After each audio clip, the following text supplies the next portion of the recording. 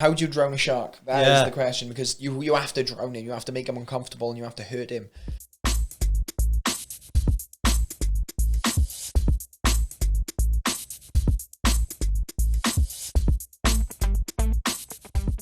So we're here, Experience Real Podcast with Mason the Dragon Jones, Cage Warriors double champ. Double champ. How's it feeling, mate? Oh, mate. Well, first of all, thanks for having me on. It's a pleasure to be sat in the garage getting it done. Thanks for coming in, bro.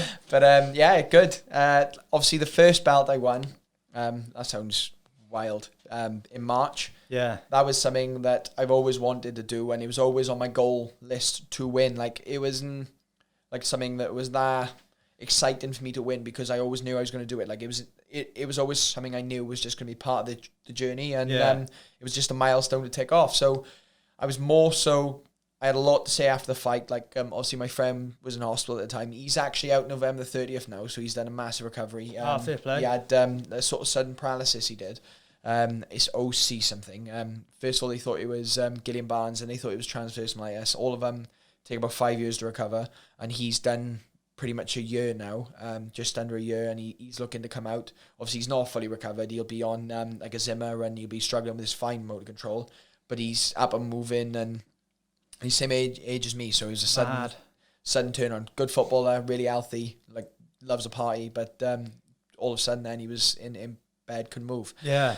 But yeah, anyway, so I had all the stuff about him I wanted to say, so there was all this stuff I wanted to say, so it was more so like, I remember watching it back now, and they put a belt around my waist, and I look miserable, and it's just because I'm trying to think of everything. Everything's in your head. Yeah, whereas the second belt, sort of the situation fell into my lap. It was, Adam Proctor was meant to fight Rhys McGee. Obviously, Rhys McGee, like we just talked about, got signed to the UFC. And then he told me literally a couple of hours before it got announced that he'd signed. So I was like, right.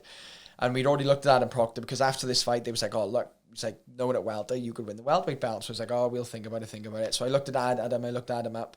And then, like, obviously with COVID, it was really hard for him to find me opposition. There was no one at lightweight. There was no one. Yeah. Like, everyone was calling for the Paddy fight, but he's managed by the same manager as me. Like, I would have loved to have fought him, but it just didn't make sense, that side of things. And I didn't really see that he deserved it, because even though he's good, he'd only been on a 1-fight win streak since he'd lost. He's been out for a while as well. He's been out for a while. Well, he's broke his hand again, so he's out for again. While. Yeah. So he's had some luck, isn't he? Yeah, he hasn't had the best luck. He's a nice guy, but he hasn't had the best luck. Anyway, so I didn't really know who I was going to fight. I had no clue. So this Adam Proctor fight was there, so I was like, oh, like, do you want to take a risk on it? And they were all laughed. They said, look, if you want to do it, he said, we'll back you, whatever. So I rang, I texted my manager and said, so now Rhys McGee signed, Adam Proctor doesn't have an opponent. It looked like he was matching him against Rhys. I was like, I'd love that fight, the welterweight. I'd love to fight for the welterweight title. And he just sent me loads of laughing faces back and said, look, if you're serious about it, we'll have a chat and we'll let you know. So I texted the matchmaker as well, because I knew he was meeting Graham, and said I won that fight. And he was like, look, your future's at lightweight. I said, yeah, of course it is. I said, I'm going to stay at lightweight. I said, I just want to win that belt as well. I said, I'll do it as a lightweight. There's no problem. So they decided for ages, took ages and ages. And I think they were looking for, obviously, different avenues and stuff. But they wanted a big, high headline fight. They wanted a big fight to sort of sell the trilogy. And obviously me fighting a super fight at welter was a massive fight, because obviously... Huge, massive risk. Wow. You're not going to say how, like, as in, you're already a champion, you're taking on someone in a higher weight class. Well, I took on someone who was 6'3" when I'm 5'10", and someone who probably went in there about 88, 90 key.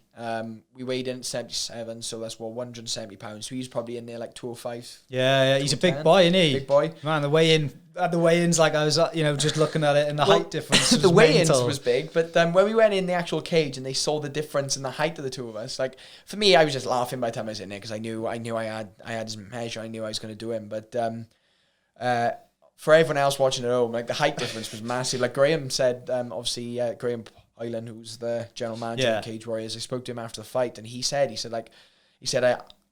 thought he was going to do it. He said, and then I saw the height difference in there, and I thought, oh, maybe you have bit off too much. Yeah, and, that's what was good about it. Do you know what I mean? But big reward from it as well, isn't it? Big reward, and I did exactly the same weight cut I do for lightweight. I just didn't cut no water, so I was underweight the night before. To be honest, I was like, I was a tiny bit over, but I knew I'd be under by the next day. So I drank some liquid, had a bit to eat, nothing big, just some rice cakes, quick digestible food, a little pass. And then the next day we woke up early. I made sure that my weight was down. I had a bit of a bath just to relax my legs, not to get weight off. Yeah. And then when my weight was low, I had my first recovery drink that I normally do after weigh-ins, and I managed to get food in. So I started recovering a long time before. So it just speeds up the whole process, because normally we'd have about 36 hours. I think this time we had about 40, 42. So it just makes, again, everything better. And that was the best I've ever felt. Yeah, I think you could see it as well. You could see the difference in the power. Like when he was getting you, it was just a totally different ball game. When you hit him, you could just tell, like, it was rocking him compared to the other way around. This is the thing, like, even in all my fights, like, people, they don't understand until I start hitting them. Like, when you get hit by me, it's a completely different ball game, because, like, I've been around the block. Like I said earlier, I've trained 18 years in this sport. It'll be 19 in November, I believe. Either this November or next November. Sure, it's this November. It'll be 19 years. I'll have to check out, because my maths more of your life than not, like. But yeah, more of my life than not, like. And it's not even the fact that I've been training. Like, even when I was a kid, like, there was nothing else. There was nothing else I wanted to do.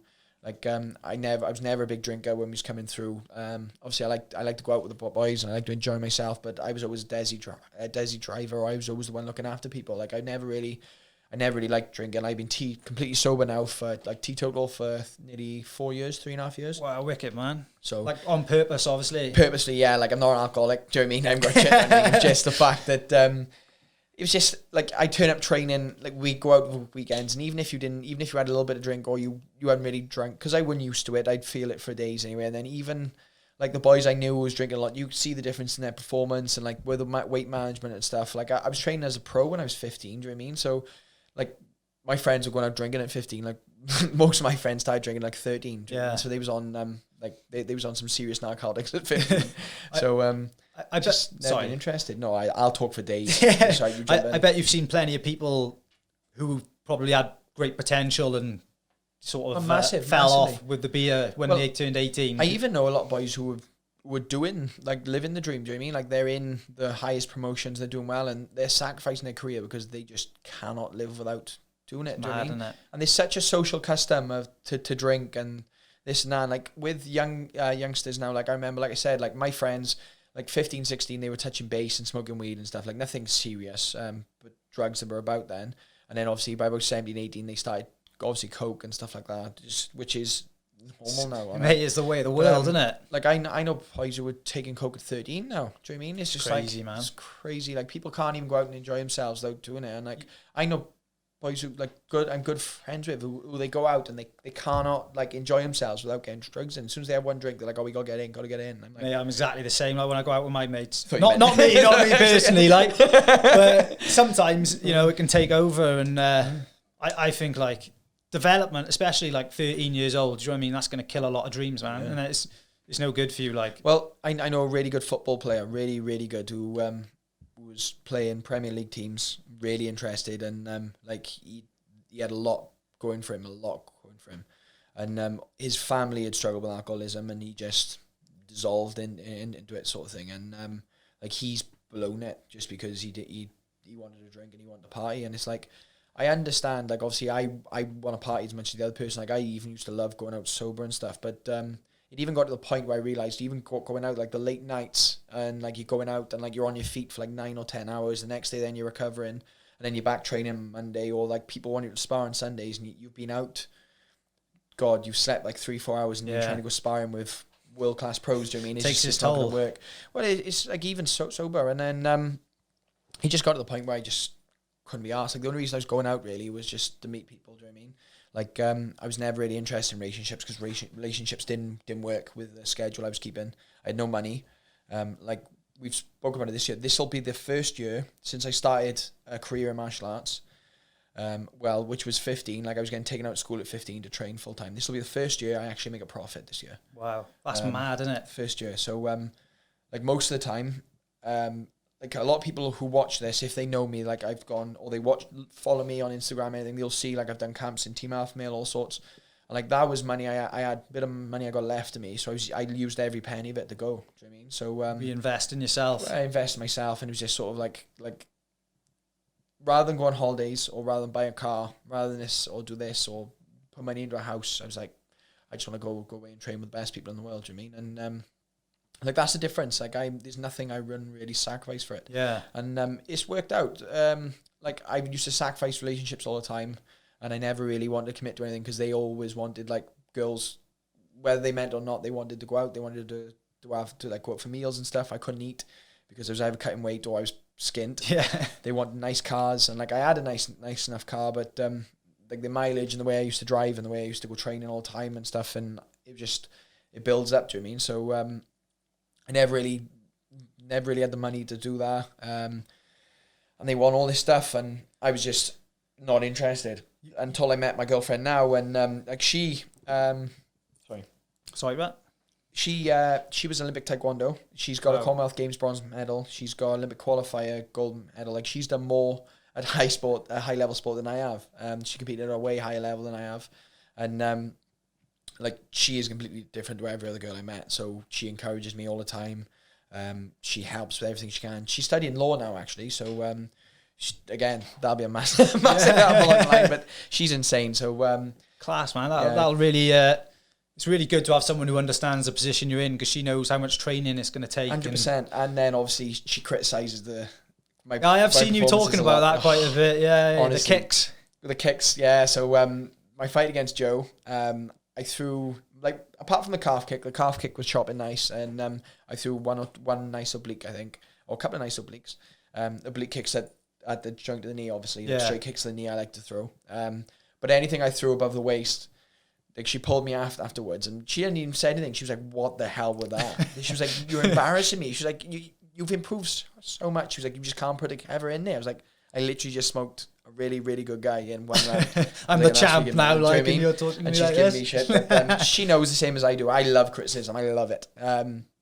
Like, when people pick holes in my game and they explain why they think I should improve on, it just helps so much. Like, my coaches, they know how much I like it. Like, criticism for me is just, it's room to improve on. I've never understood when people don't want criticism, because I'm a very arrogant person when it comes to training in the gym. I know how good I am, and I know how good I'm going to be, and I think you've got to be that way. But for me, to stay arrogant, you have to know where you're going to improve. Because if you don't know, then you're just going to get shown up. So I love getting submitted in the gym. Like, I've always believed, if you're not getting caught or you're not getting beaten in the gym, then you're in the wrong gym. Do you know what I mean? You're in the wrong room. Yeah, so for sure.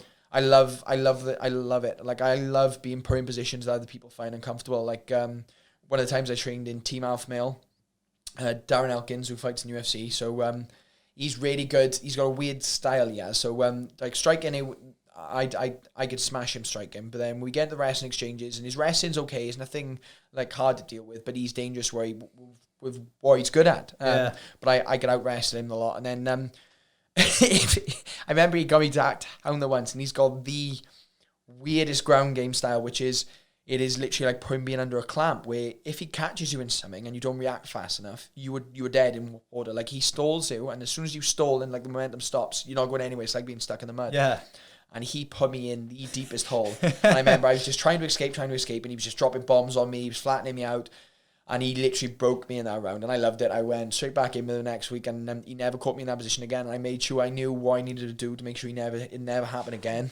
The benefit. That's what I love. Do you know what I mean? The benefit of being caught in it in that training session, rather than turning up to a fight. Now, when you're in that position, you know, like, this is how I'm gonna. Well, I'm really hard to keep down now because I worked on it. I'm really hard to sort of submit anyway, but I'm really hard to be kept in these positions because I've worked so hard at getting back out, so that I know that if someone gets me there, like, especially these Dagestanis, because they're good at taking people down, so you have to know eventually you're going to go down. You have to know how to get back up. Yeah. And you have to know how to get back up in the way, because you have to just keep them uncomfortable and keep them working so that they burn out in the end. Because if they take you down, you're down. That's it for the round. But it's like, do I stay there and let them start to put pressure on me, which doesn't cost them any energy, which is the wrong thing to do? Or do I keep getting back up, keep working, keep making them work, and keep making them struggle? And that's how you'll get gas them. Like, that's how you drown a shark. That's how you beat a Dagestan. I think it's class, mate, going over to Alpha Male and getting that American experience as well, because over in the UK, obviously you've got, like, high-level grapplers and stuff, but it's just, like, doesn't ever seem to quite be the same, does it? They tend to, they've grown up with it, haven't they, with the wrestling and stuff? It's just a different style. So, like, the whole reason I started judo in the first place was so I could deal with wrestlers, because, like, when I sort of was talking to my dad about it, and he always knew the same sort of I did, this is what I want to do. He said, look, you need a wrestling base. Wrestling in the UK isn't up to scratch. So let's try judo. Judo's really good in the UK. It's got really high level. It's an Olympic sport, so the interest is there. The amount of clubs, like I know in France, there's over 3,000 judo clubs alone. Without how many students they got, like it's a national sport of France. Yeah. So the high level, the level of judo in Europe is insane. It's insane. So like even in the UK is really, really, really good. Like it was such a wake up call to compete on the UK circuits when I was a kid and realize like where I'd been running like the kickboxing circuits I'd done, and like I thought I had like good enough style and good ground game and stuff. I started going to these judo tournaments and just getting absolutely smoked. So it was just the way people talked to it. Like it was treated as a professional sport from kids. So yeah, just to train an elite sport like I makes a massive difference. And the way you look at everything, like the way we do analysis, the way we train, everything you do as a pro, which is the difference I found to most people in cage warriors. Like a lot of people who think they're training full time don't really understand full time training the way we got brought up on it, which is you suffer week in, week out for that goal. Do you know what I mean? So talking about that, one of my questions is what does your weekly schedule look like? What does a week of training for Mason Jones look like? So I'm trying to pencil a new one out at the moment, but the way it looks most days, I train 3 to 4 times a day in camp. When I'm outside of camp, it's usually 2 to 3. But in camp, it's 3 to 4s. I get my runs in 3 times a week. So I do 8K runs over a slow pace, over an hour. Sorry. I'm in the gym doing my striking sessions most mornings. So like Monday I'll box. Tuesday I'll do a kicking session, then I'll box. Wednesday I'll spar. Wednesday morning I'll do Thai boxing and I'll spar after it. Boxing sparring after it. Thursday I'll kick and then I'll do pads after it. And Friday I'll just do pads. So and then after it it's like Monday, Wednesday, Friday I lift. Wednesday obviously that's me trying to sort my new program out. So Wednesday will probably be Thursday. So it'll be Monday, Thursday, Friday I lift. And then I get MMA sparring in Thursday and Sunday. Like I said, boxing sparring Wednesday, and then Monday night off. Tuesday. To be honest, I still haven't even penciled my schedule out completely, but it is like that. So I'll spar 3 days a week. I'll get my S&C in 3 days a week. I'll run 3 days a week, and then all the rest will be technical. That's intense, isn't sessions. Yeah, it's a lot. Like Team Alpha Male, I like because obviously their schedule's there, and you can pick and choose what sessions to go do. So for me, I literally hit all the intense sessions and I get my work in apart from there, and I go out there and I work. Like they like that. Like it. I think after my first trip, I got on so well with them because they realized I was there to train, not for a holiday. Yeah. So many people go out there and they train once or twice, and then they literally want to go out and do other things, or they don't see want the to train. Country they and have a bit of a holiday, like and then you get the other people who go and they train, they don't like the level, they get beat up and they stop. Whereas I love that. Do you know what I mean? Like I love getting pushed. So for me, I love going out there. One of the things I am looking forward to is when my UFC contract comes, because it is going to come eventually. 100%. When that contract comes, I'll get a works visa so I can go out to Cali and I can spend my winters in Cali because I'm fed up with the cold in the UK, man. Mate, that'll be quality, wouldn't it? I bet it's depressing. Hard work getting up for their morning runs, mate. Oh, well, everything I do now is on treadmill, so it's inside. I don't run outside anymore. Mainly because I was starting to run in the winter months, because obviously we have the ice and the rain. I nearly slipped. Well, I slipped 3 times, and twice I rolled my ankle to the point where I thought, oh shit. But lucky I didn't do any damage because I've injured my ankle before from boxing. So I went out for New Year's the one year, sober, for Black Eye Friday. I think it was over Christmas, not New Year's. Well, anyway, I went out, didn't drink, drove, and I had a boxing fight coming up at the end of January, so I knew I shouldn't have been coming out. My old man was, don't go out. I was like, yeah, I want. Of course I went out. And I remember one of my brother's friends was excited and he pushed me, joking around in one of the clubs, and I stepped and someone had dropped the glass. And as I stepped in the glass went, and I rolled my ankle and fell into it. And that was it then. I had to crawl out of the club, go to the hospital, and I had like a grade 2 tear. So I had loads of recovery to do. And then I did all my cardio on a bike for that fight. But the fight went fine, but still less. I bet it's crazy, isn't it? Like the life of a fighter, having to live through, I expect, plenty of injuries and trying to come out the other end. Like it must take some serious doing not to tweak something or with all them sessions, because I know sometimes I have a hard week or something and I'm wrecked. To be fair, like the most chance of injury I've ever known in my old experience is you get injured when you're messing around or you're doing something you shouldn't be doing. It's always the same. Like one of the times I fought, I had a comp coming up when I was doing jiu-jitsu. I crashed a motorbike before I'd been a dick. I've like hurt myself skydiving, or I've hurt myself messing around with the boys, or doing something stupid. Or it's always something you shouldn't be doing. Not in the training itself, always outside. Like obviously you get training injuries, but like because I'm so careful who I train with, and I know like how far to push my body now, or when I need to sit a roll out. Like I understand training hard. There's always training hard, but then there's training hard, and there's when you need to take a rest day, or when you need to know you're overtraining, start seeing the symptoms, and know, look, if I train, I'm going to take an injury. And so obviously there's like clashes of heads, or there's fingers and eyes, and stuff always happen, or like you catch a knee. But like most of the time, if you got the right pads on, you catch an elbow or something, it's not going to cut you. If your face is vast up and you catch a head, it's probably not going to cut you. It'll bruise, but it probably won't cut. So it's all these things. Like leading up to the Adam Proctor fight, I was covered in bruises. I had a black eye for like 3 weeks because it was black the 1 week. It started to heal and I got blacked again. And again, it was just like the first time one of the boys threw a punch and I moved a stupid way into it, and he caught me with just the joint of the knuckles here, so it wasn't padded. So obviously padded covers here, and he caught me with his knuckles, and it was literally just like a slap, and my eye went up. And then I stick got back down, got the bruising out, was banging like what's it called? Gives an A, Arnica, is it? Yeah. It's good stuff in it. Yeah, to get the bruising out, and it all went down. And then I was training because obviously I can't spar if you have black eyes, because if you get caught with a bruise, it'll just split. So a lot of the boxing teams I spar with won't let me spar if I've got a black eye. So they let me with a little bruising, because since I've cut both, they just go black all the time. Like I'll wake up with bruising. Doesn't take a lot. Like a bit of tender all the time. No, the scars I don't notice in my face, to be honest. But it's just like where they must have been scarred before. Like they just darken sometimes, so it always looks like I got two black eyes.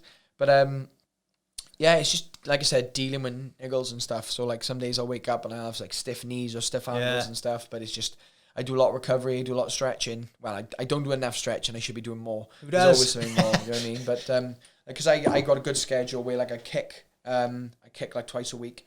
I got Thai boxing once a week, so I'm working my knees and elbows. Then all the rest, I'm striking in the mornings. Then I'm lifting as well. Yeah. S&C is a massive thing for, if you've got a good S&C coach, for preventing injuries. Lifting is such a massive thing. It can either cause injuries if you're not balancing it with other things, because obviously when you're tearing tissues when you're lifting, obviously that can develop tightness and muscle tightness. So like leading up to the fight, Christy Raby was doing massages for me. She's big shout out there. And that made a massive difference. So that's something I'll look into doing and getting done more, just getting rubbed down once a week. Yeah. Again, just prevent injuries. And then the other thing I was doing like cold water therapy, and sort of like hydrotherapy in like a jacuzzi. So nothing like not proper hydrotherapy. So like ice baths and stuff like that. Ice baths and just to help repair tissues, and like ice showers and stuff. And then like jumping in like a jacuzzi once a week and just making sure you're sort of relaxed and help the muscles relax. Yeah. Because I hate hot baths. Do you? Yeah. Because I do all my weight cuts in a bath. I hate them. Bad memories. Well, I won't use a sauna because we've got a thing against saunas because it sort of dries you from the inside out. So your organs are the first thing to get dried out. So when I water cut, I never use saunas. So I always through baths. But then obviously I'm so used to cutting weight in a bath. It's just agony. Like, this time, the reason I was able to go back into training so quick, so like we said earlier, when I fought this time, I fought Adam on the Saturday. It was 1 4-minute round, 4.5 minute round.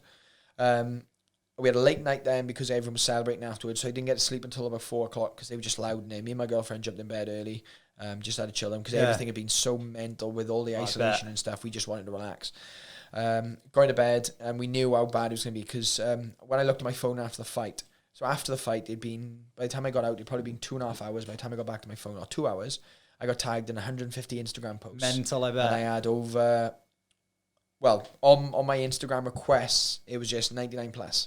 So that just kept increasing. How'd you keep up with that? Well, I had over 5,000 messages. We went through all of them. We replied to every single message. Like, obviously, I'll reply to most messages on Instagram. Like, sometimes you get wild messages which you just look at and you just think, nah, not today. Not you, mate. But most of the time I'll reply as long as it's something sensible and there's nothing like, do you know what I mean, like semi-nudes or the one I get a lot. Is there many of them?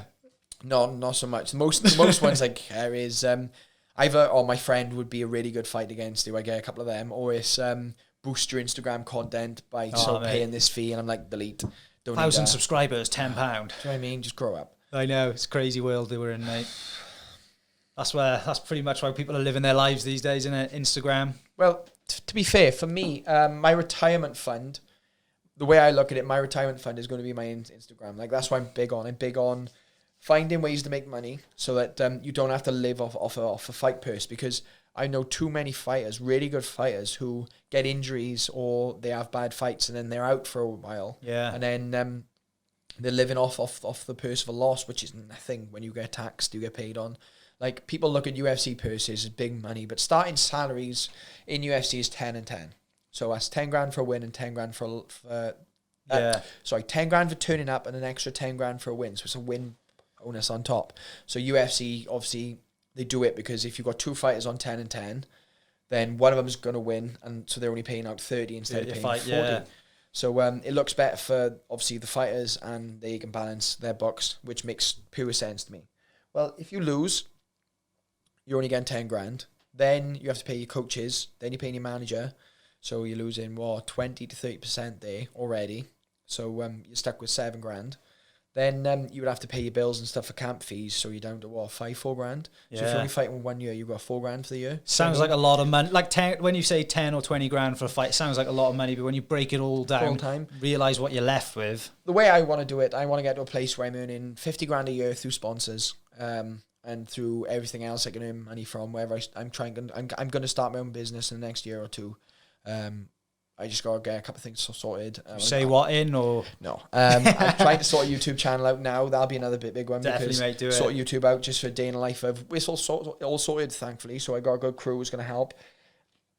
And then I just got to get my schedule sorted so they know what sessions they can drop in on. We can start putting in place and then start building up subscribers and stuff, which shouldn't be too hard considering my Instagram's nearly 11k now. Yeah. So it'll be pretty easy to get that 1k subscribers to start. And then, especially when I'll probably do a giveaway for something. Yeah, wicked, mate. Have some money or something good. Did you get a big boost off this last fight? Yeah. I bet it was mental, wasn't it? So, before the fight, I was 8,003, I think, 8,3. And I woke up in 24 hours, I'd hit 10k. Class. Fight. Yeah. So it's crazy, do you know what I mean?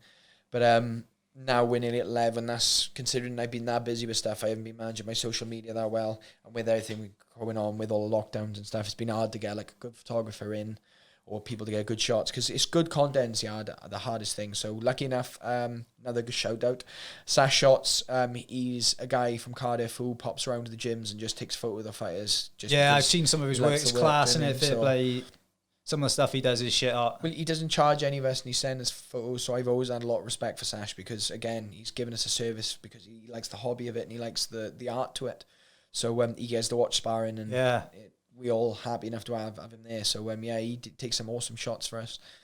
Dolly Clue, who's the official Cage Warriors photographer, she took some awesome shots of me.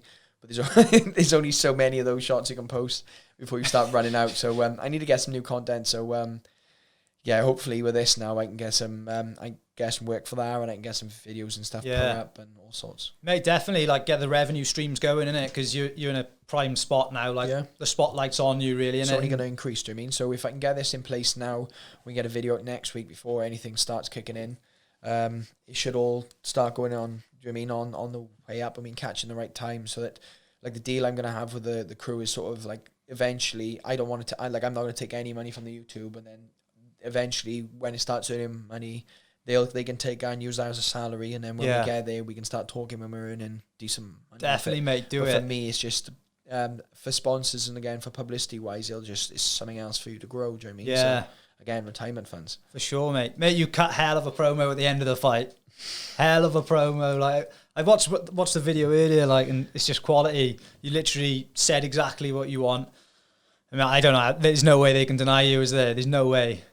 There's no way now. Hopefully not. Hopefully not. So I'm still waiting, but hopefully I'll have a new contract and a date soon. Who do you want to fight when you step in? Is there any names? Everyone? Justin Gaethje. Do you know what I mean? Imagine that fight. I'd love that fight. That'd be a hell of a striking exchange. But obviously I'm happy enough to earn my way through, earn some fights and work my way up.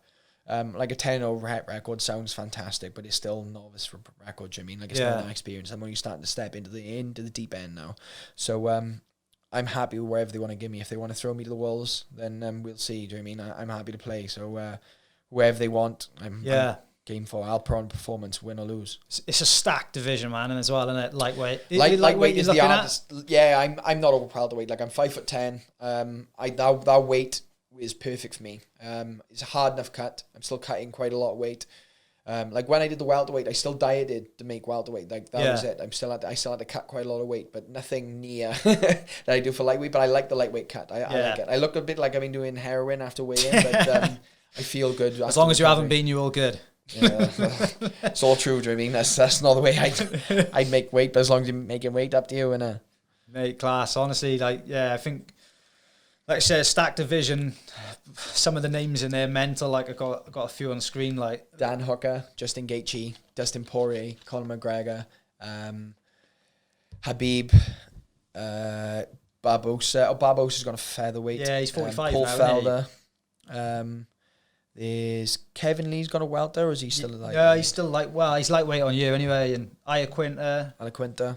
Ferreira's in there as well. Like he's number 8. Like who did he fight last off? I don't even know. I can't remember. Terrible with names. Terrible names go to faces. That's why I only know the lightweight division. I'm terrible when it comes to names. Terrible. Yeah. So like if they stuck you in there with someone like, I don't know, Iaquinta off the off, like how do you feel it's going to go? Like I think I can beat everyone. Yeah. You've got to be, like I said, like you've got to have that arrogance about you, that quiet confidence, because I think there is a fine balance between confidence and arrogance, and whichever way you sway to, you've just got to be in the positive. Do you know what I mean? You can't be going in there like I don't get nervous before I fight anymore, because I do all the work. Everything's prepared. Like even when I've gone in carrying injuries, which I've done before, it's good practice anyway, because there's always going to be something. Like the Conor McGregor thing, like hate him or love him, he beat Chad Mendes with a torn ACL. Do you know what I mean? So it's hard enough to beat Chad Mendes. Like that guy is unbelievable without doing it with a torn ACL. So like that's the level you've got to be at. You've got to be willing to handle these fights with injuries. You've got to be able to beat these top guys, no matter whether you're 100% or whether you're 80%. Like you just got to be able to beat them. Got to go through the fire. Like, mate, well, your name's been banded around a lot in the same sentences lately as well. So being both double champs and Cage Warriors, how does it feel to sort of, have their name next to his? Oh, it's cool. It's a lot to work up to, but I think it just sets the foundations for what I'm going to do. Like, I'm a legacy fighter. I've always said that. Like, I want to go in there and I want to write my own legacy. So, Dan Hardy was the first. Obviously, Conor McGregor is the next. They're both legends in sport, and Mason 100%. Jones is definitely going to be up there. Because, like, I've got the skills to back it up. I know I have. And every time I fight, I get better. Like, my coach said this week, he said, like, not to lick your ass or anything. He said, you sparred Sunday. He said, it's the best I've seen you. I said, the best you've seen me so far. He said, I get better than that. And he just laughs. Like, that's my attitude on it. It's like, I love getting submitted in the gym. I love it. Yeah. I love getting caught with big shots. Like, I'm boxing sparring with Jamie Cox. I drop his name in nearly every interview I do lately now, because the guy's a beast. Yeah. Absolute beast. He's a natural MMA welterweight, which is super middle in boxing. And the guy hits so hard. Yeah. So the Joel McColgan fight, before the Joel McColgan fight, about 4 weeks out, he dropped me with a massive shot. Unbelievable. I've never been dropped in boxing, and I was all over him. I was thinking, I got it now. A little bit of tidy confidence. He's not good. He was just nice and chill, nice and relaxed. And he was taking shots off me, and I was pressuring him. Because I've got good pressure game anyway. And then he waited. I made one mistake, and he was just boom. Big left hand it was, because he's southpaw, down the pipe. And all I remember is I literally hit the floor, bounced back my feet and tied him up, and my head was just spinning, and he was just giggling at me, giving me little slaps and all. And then we finished the round off as much as possible, and we was done then. But yeah, do you know what I mean? You're training with killers, you're only going to improve. So I love sparring with Jamie. I sparred Monday with him. I was meant to spar Wednesday, but then he had a problem with his car. So we'll be sparring next week with him again, and he'll be definitely a regular training partner moving forward. Definitely. I think keep that mentality of, like, happy to lose in the gym, not happy to lose in the gym, but no, happy to lose in the gym. At the end of the day, if you're the best in a room, you're in the wrong room. I've always said that. Like, should always be someone better. Like, when you're a multi-style fighter, which MMA is, like there's striking, which can be broken down into so many different areas, because there's so many different types of strikers. Even like unorthodox strikers. So like Chris Edwards, obviously he fights in Cage Warriors. Yeah. Is one of the weirdest strikers I've ever dealt with, because he throws shots. He'll throw a shot sometimes, which is literally, he'll come from 12 till 6. So he'll throw an overhand right. It'll go round and almost like he's doing a windmill, and he'll hit you down. And literally you'll be nice and tight in your guard, thinking, I'm nice and comfy for a straight. and they'll just hit you straight in the forehead, and you're just like, I don't even know where that comes from. So like there's so many different types of strikers and so many things to deal with. Then you've got all different types of wrestling style. You've got like the Sambo, then the combat Sambo, because they are slightly different. You've got wrestlers, you've got Greco, and you've got freestyle wrestlers. You've got the judo boys. You've got and then you've got people who've got all sorts of weird mix of styles. Then obviously there's the ground games, and every person's ground game is different. Like sort of us in the UK, you've got like really good leg lockers. I've noticed the difference in that. Like in certain parts of the US, they have good leg lockers. Obviously, you've got the Gordon Ryan, and you've got all their team, who are unbelievably good at everything in jiu-jitsu. But what I noticed from the wrestling-based gyms I train with, because they're so good wrestlers, they're all top-heavy guys who fight for position. So hitting leg locks on them is quite easy. Most, because everyone's always seeking improvement. So like there's balances. Every style's different. Every place I train with is different. Like there's guys here I'll train with who's got really good guard games in the UK, whereas they seem more top fighters. So it's just trying to improve everywhere. Like you've got to be able to beat everyone everywhere. Yeah. So like, what would your advice be to a youngster who's looking to get into MMA? What disciplines would be key for you if you were setting out again? I don't know. To be honest, this day and age, you're better off going to a generalist gym, which is I went to sort of, there's people who specialize, so they get good at one sport, and then that was the old way to do it. You get really good at one sport, and then you sort of try and improve to an average level and everywhere else, then you beat people your style. That was the way it first go. Now you have to be good everywhere. So like you have my sort of area coming through where I got good in every sort of area and then trying to blend it together. But you can literally just go to gyms and learn pure MMA now. High level gyms, they'll teach you pure MMA. They'll obviously break it down for you and help you improve in every area, but every time you're improving all the bases at the same time. Whereas I improved one, and then I sort of added to each one, and I got really good. Like I've got a BJJ black belt, I've got a judo black belt, I've got a kickboxing black belt, I got a positive pro boxing record, I've got a good Thai coach, and I've been working with a Taekwondo fighter for, since I was about 18, 19, I think. So what's that, 6 years, 7 years? Yeah, class, man. So you've done a little bit of everything then. A lot of everything as well if you're black belt, man. It's not a little bit of everything. No, and it's I've been very, very good level at everything I've done. Like my kicking's not quite there yet, but I'm dangerous with it. So when everything starts clicking and everything starts snapping and everything's the way it should be, I'll be knocking people out everywhere. I'll be submitting people everywhere. Like it's just trying to make sure everything's tight, and that's the hardest part, is keeping everything improving. Yeah, well, I don't know if your missus is just critiquing you hard on the kicking, because when you've caught people with the kicks, man, they've definitely done the job, haven't they? The damage is there. It's the same as my striking. Like my striking's good, but I still, like when I dropped Adam Proctor with that left hook, that should have sent him to sleep. It shouldn't have sent him to the canvas. Like I rocked him with it and I sent his eyes rolling around his head, but that clean left hook should have just knocked him out cold. So I'm still not there with my hands. I'm still not there with my kicking. My jiu-jitsu's still not there. My wrestling's still not good enough. And when they are, you're going to see some amazing things from me, and it's only a matter of time, because I'm always working, always. Like you always joke, we always joke that say like when everyone else is sleeping, we're working. Well, that's the way it has to be. Like Jack Shaw, obviously another name drop. He's one of the things we agree on so well, and one of the reason I get on with him so well is because he's got the right mentality on it. Like that guy's always running, he's always ready, his weight is always perfect. He's always working every area, and he's always seeking to improve. So this is what you got to do. That's the way you got to be. Like it goes beyond being obsessed. Beyond. He's putting in a lot of work. I always see him like, you know, he's wrecking the sessions in as well, the same as you. And it is. Do you two ever like meet up, train together? Have you worked together much? We have previously, but obviously because he's a bantamweight now, and I'm pushing to be a big lightweight, so I'm trying to put weight on. Like, I prefer training with bigger guys at the moment. So, no, we haven't really met up. Like, he's got his own team there. He's got his own boys. So, not yet. We will definitely get some training in the future.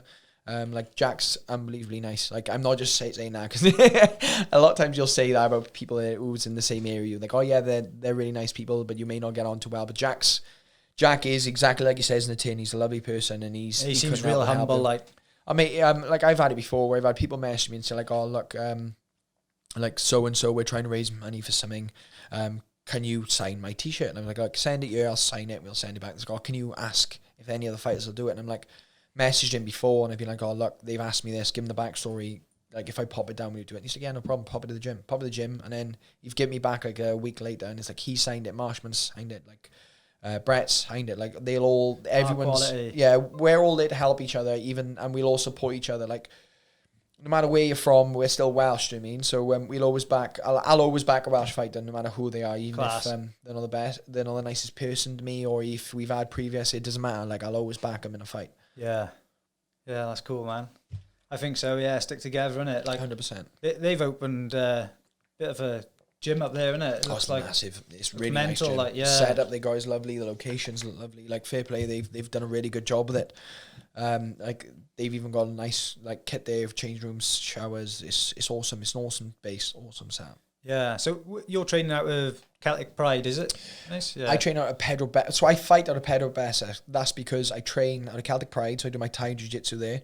I do my wrestling and I'm more my Jiu-Jitsu in Craig Gibbs Academy.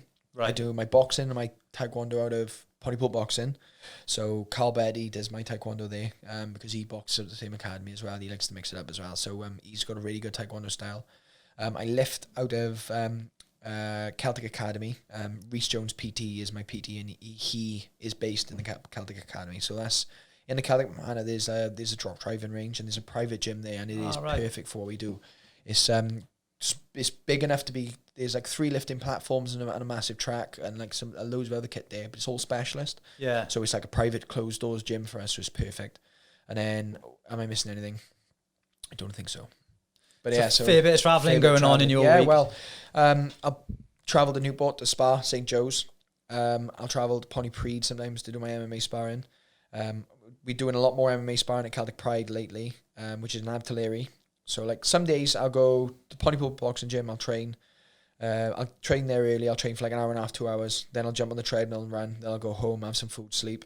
Then I'll drive to Newport and lift, or I'll drive to like Abtillery train or somewhere like that. And then I'll come home and then I'll be driving to Cardiff, or even like I come back, go to Cardiff, come back, and go to Abtillery. So yeah, the miles are ridiculous. Like some years I've done like 20,000 miles on my car, do you know what I mean? So crazy. It's out of battering. Crazy. So something I wanted to ask you, because just someone to look out for the future. What would you say? Is there any sort of local youngsters who you look at now and think that they're definitely going to be something special? 100%. So one of my good training partners who's come out at Team Alpha Male with me before is Ellis Lewis. He's 18 now. He needs to get fighting because he's dragging his feet on the old fighting thing because he's got uni and stuff, and he's got that mentality. He wants to commit 100% if he's going to do something, but he needs to get fighting. But he's unbelievably good at level. His striking is unbelievable, and his jiu-jitsu is awesome. He trains at the same gyms as me. He trains at Celtic and he trains at Craig's. Oh, cool. So he boxes at Gary Lockett's as well. So he's doing all the right things, do you know what I mean? So Ellis Lewis. There's a couple other young boys in the gym. There's like Owen Davis, I think. I'm terrible with names. Ian McKenzie.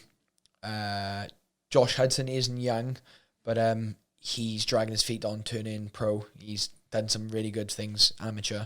He had a really close fight with Owen Elliott as well. Oh, right, okay, yeah. When they were both amis. But he's done some really good things, and he'll be a good pro. Lewis Pugh, who's a very experienced Thai boxer, who's going to step forwards into MMA. He'll be very good. Like there's killers there, do you know what I mean? And then obviously you've got like Ben Ellis, who's a pro net with Cage Warriors signed. He's an absolute animal. He's been really unlucky in his last 2 fights. So he's meant to be fighting Jordan Peak on the amateur show. Jordan Peak pulled out injured, and then the amateur show got scrapped because of COVID. Then he's meant to be fighting on the Trilogy, and his opponent didn't turn up. What? So his opponent didn't realise he had to go into the bubble. So I don't know what he'd been doing as a pro. Didn't read his contracts clearly. So his coaching team wasn't available to stay in the bubble because they had work. So he didn't turn up. Nightmare. Just rung in I and bet it was said, gutted, man. Like all that prep, innit? For someone to just pull like that. I'd lose my head. I couldn't have that. So they couldn't get anyone to fill in. Could they not? And then, no, because obviously he was in the bubble already. And by the time he turned up, they just expected him to turn up. That's he never harsh, did. Man. So he was ready all the way through, and they were trying to find him someone else who's failed their COVID test. He did everything and weighed in, ready. Yeah. And there was no one available, so he'll be on the next Trilogy in 8 weeks, 9 weeks? I think December, innit? Yeah. Flying around. Can't believe I ain't even started Christmas shopping yet. Anyway, and Aaron Cleed. Exactly. Aaron Cleed's a big training partner of mine. He fights at welterweight, so he's been calling for that welterweight strap, and I'm not fighting Aaron, so I think obviously when this UFC contract comes, he'll be next in line for that belt. Cool. Yeah, he was looking to step up. Was it on the Thursday, wasn't it? He won in quick succession as well. He was looking... to be fair with that, there was a bit of confusion. Obviously, that fight was ready to go, but I think they wanted him to stay at middleweight, and he sort of wanted to fight for the interim belt and then go back down to welter and fight for the welterweight title. Like, he's interested in staying at welter, and they said if he took that fight, he'd have to stay at middleweight. And like, he's a big guy, but I don't think he was interested in staying at middleweight. So obviously he's just waiting for that welterweight strap, and I think he more than deserves a shot at it. Yeah, I see. One of the boys I went to school with, training with you, Ryan Williams. Ryan Williams, yeah. He's a year above me in school. Like, I was going to say, I thought you'd be about the same age as me. He's the same. Ryan looks old, to be fair. And he's, how long he's been glad to training. hear that. He was a pro at like 16, wasn't he? Yeah. With pro debut at like 16 or 17. He's a fucking animal, he is. Mate, I can remember going and watch him like down in Bristol, and like, shame really. Well, he's back training now. Yeah, it's cool. Yeah. Is he looking to fight? Eventually, I think he's just got. He'll never be full time because he's got a job, he's got the kids, he's got a family, and like, there's no money in MMA to start. Until you get to UFC, like I said, it's still hard to make money. Like, I know guys in UFC who are still struggling to make ends meet. Do you know what I mean? Yeah, you see a lot of stories now, don't you, of UFC fighters who are still working a day job as well. Like, well, even like the heavyweight champ of the world, isn't it? Stipe, yeah. Obviously, that's a little bit different because he gets to lift and stuff, and they give him time off with the fire brigade. But at the end of the day, if he's got a fight coming up and something horrific happens, he can get called up. He's not fighting. So it's a big commitment, isn't it? Like, even just having stuff take up your mental space, innit? Because 100%. And like, sometimes even if you're working an office job and you're not doing much, you're mentally active all the way through, and it's draining. So I'm to go to the gym and having to sort of thought process people, and like you're trying to think their style out and sort of measuring distances and all sorts that your brain does automatically. That's when you're tired is a lot harder. Do you know what I mean? So I'm happy living the lifestyle. Like, I live the dream. Like, someone asked me, what would you do with unlimited amounts of money? And the answer was everything the same. It's just more comfortable. And my coaches would be on salaries. That's it. Mate, that's a hell of a attitude to have. Driving a nicer car. All the facilities could be used in improvement. Do you know what I mean? There's no funding there for a lot of the gyms, so a lot of them are self-run. So like, a lot of my coaches don't actually take money off me. They're really good at a lot of things. I had an argument with my jiu-jitsu coach today, actually, Greg, because they released new hoodies. So it's like, trying to give him money for him, and he was like, nope. I'm like, look, I'm not taking handouts. Like, nah. And I'm like, bastard. So, do you know what I mean? Being able to pay them their worth, which is hard because you've got to put a number on that, do you know what I mean? But they've been able to give them a salary of something massive, even if they still want to work as well. It's just something that they can make a choice then, do you know what I mean? So, eventually. Hey, mate, it'd be cool, I reckon. Like, I think you should probably, like, I don't know if people are working on it or not, push something towards the Welsh government, like dump a load of money in, because there's no money. I know, but there's so many youngsters like who I think could benefit from. Well, to be fair, training, Olympic sports are going to take a massive cut now. Like, to be fair, they postponed the Olympics with the idea of putting it on next year. They'll cancel the Olympics, and then they'll try and put one in another 4 years, and there will be massive struggles for people. So I know the Olympic pole vaulter. He just did a GoFundMe for money to prepare for next year's Olympics. I know Gymshark did a massive donation for him. Fair play, big shout out to Gymshark. Yeah. But honestly, like, I just can't see, because the Olympic funding is going to take a massive cut, because all the money they spent, they got to earn back. Like, all the money they've spent on like PPE and all these COVID schemes and all these COVID ideas and paying people and all this stuff, like, the money's got to come from somewhere. And sport is an essential. Like, and that's coming from us, from an athlete. Like, it's a massive thing, and it's something that you should always be pushed for things. But if they're going to cut anything, they're not going to cut healthcare, or they're not going to cut the road. No, I know what you mean. Yeah, education. They're going to cut sports. Do you know what I mean? So who knows what can happen? I do hope. Obviously, coming from an Olympic background as well, I hope they stay up. But I picked a good time to go pro when I went pro. Yeah, that's what I'm going to say. Yeah, definitely, mate, and especially, you know. Well, in my opinion, it's 100% going to happen. Going to UFC, that's the place you want to be in it. 100%. Obviously, I had offers from one. I had an offer from Bellator. My manager was in talks with UFC, but it's just really hard to get signed at the moment with everything going on. You can't get signed for a short notice fight at the minute because of all the COVID stuff. They've matched all the fights up till the end of January or the start of January. so it's really hard to get on shows, and then to take a short notice fight because of all the medicals, the USADA testing, everything all the hoops they have to jump through. Then add COVID testing and trying to fly fighters out and all these sort of things with lockdowns and stuff. It's just getting a short notice fight is very unreliable at the moment. So they're not signing long-term fighters. They're not sort of interested in signing short notice fighters unless obviously you get lucky like Reese did and jumped in there. Yeah. So it's just hard. So when I get signed, I get signed. If I need to fight, I'll look to fight. But I'll definitely fight for the end of the year. I hope, fingers crossed, that's my plan.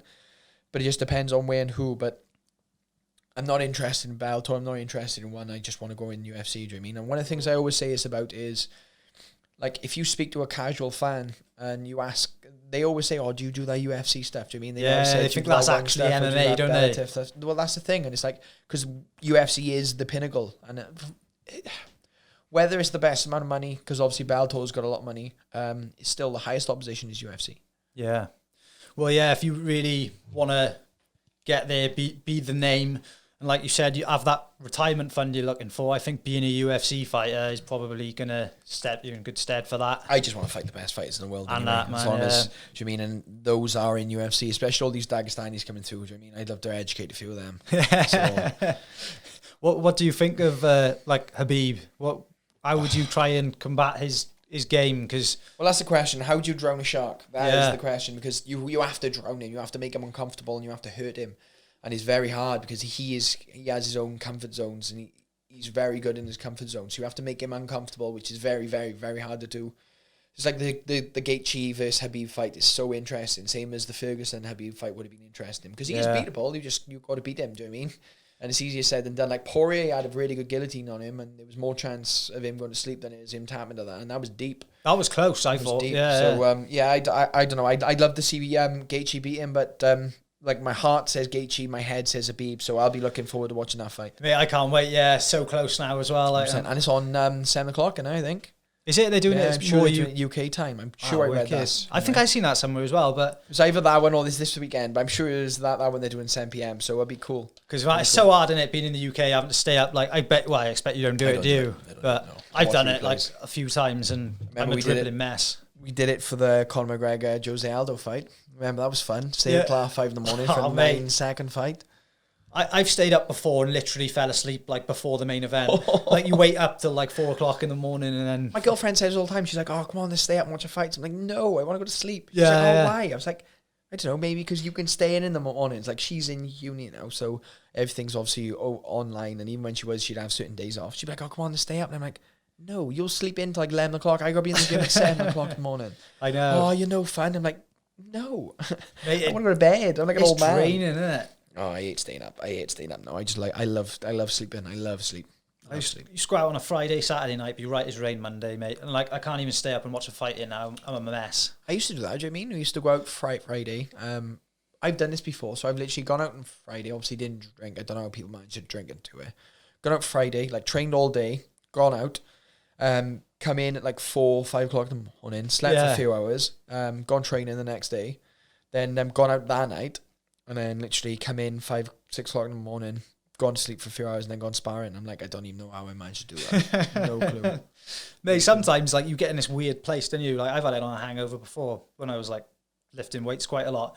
Sometimes on a hangover I'd lift more than ever. I don't know what it was. Like probably still pissed if anything, but don't know what's going on. Yeah, I don't know what's going on. Like, but mad. Right, so I think we're looking pretty good, mate. Yeah, it's been a pleasure to have you. Well, I haven't stopped talking. You probably had a lot more questions to ask. And mate, honestly, like you've just bombed through them. Like, no, that's good. It's class, man. Appreciate you coming in. And no, thanks for having me down, Jamina. Thanks for having me on. So, hopefully, this contract will be soon. As soon as I get signed, we'll have to sort out again. I'll come back down. Mate. Really look forward to it, and it'd be class to have you on again. Wish you all the best in the future. I'm sure you're going to smash it, man. 100%. So, thank you so much. Cheers, man. Appreciate that. Where can everyone find you just before we... Yeah, good one. I get distracted. So, me too. Instagram's the best. Obviously, I'm really good at messaging back on Instagram. At Mason Jones 95. Drop me a message. Any questions you have, I'll always reply. Just don't ask me weird stuff. But yeah. No nudes. No nudes. No. My girlfriend will either kill me or I'm not really into the other side of things. So Twitter at Mason Jones 1995 and Facebook at Mason Jones at Mason the Dragon Jones. So that's my athlete page. Give it a like, drop a question in or wherever you need to, and I'll get back to you. Wicked, mate. Can't wait to see it. Thank you. Take it easy.